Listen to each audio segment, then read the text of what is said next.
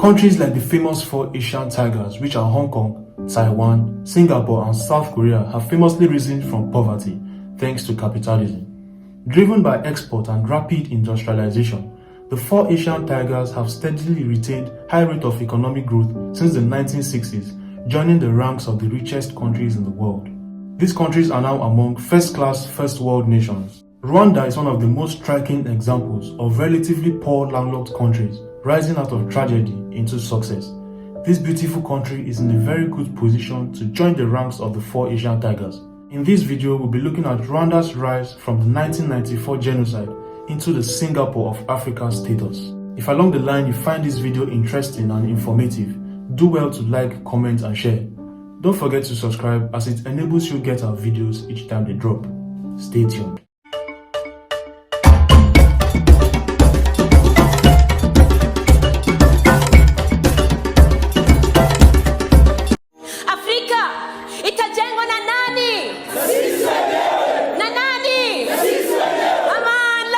In 1994, few would have predicted that Rwanda would become the success that it is today.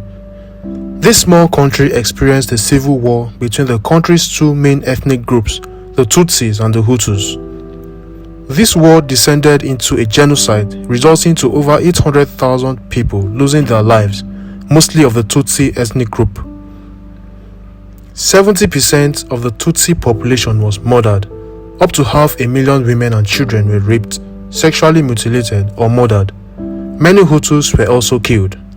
The genocide came to an end in 1994 when the Tutsis from neighboring Uganda joined forces with their peers in Rwanda. A militia group known as the Rwandan Patriotic Front, led by now President Paul Kagame, made its way from the north of the country and swept its way south towards Kigali, putting an end to the conflict. In 100 days, which is how long the war lasted, its most capable and educated citizens were brutally killed.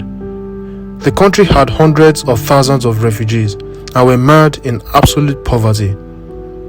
The country's already weak economy crashed massively as a result of the war. From 1990 to 1994, Rwanda's GDP fell from approximately $2.5 billion to a low of $750 million, according to the World Bank. As a result of the war and genocide, 78% of the population now lived below the poverty line. The average Rwanda's life expectancy had been shortened to approximately 28 years. Reconstruction and Vision. The chaos finally was brought to an end when Paul Kagame, the former leader of the Rwandan Patriotic Front, ran for president in the year 2000 and won the election. In many ways, the election of Paul Kagame can be seen as the turning point for Rwanda. His attention to detail reversed corruption, and his appreciation for markets made Rwanda attractive for business. Under his leadership, Rwanda did not only rebuild what it had lost, but exceeded all its past achievements. In order to accomplish the difficult task of rebuilding Rwanda, the Kagame-led government drafted a list of long-term goals for the country in the early 2000s. The most important would be for Rwanda to achieve middle-income status by 2020.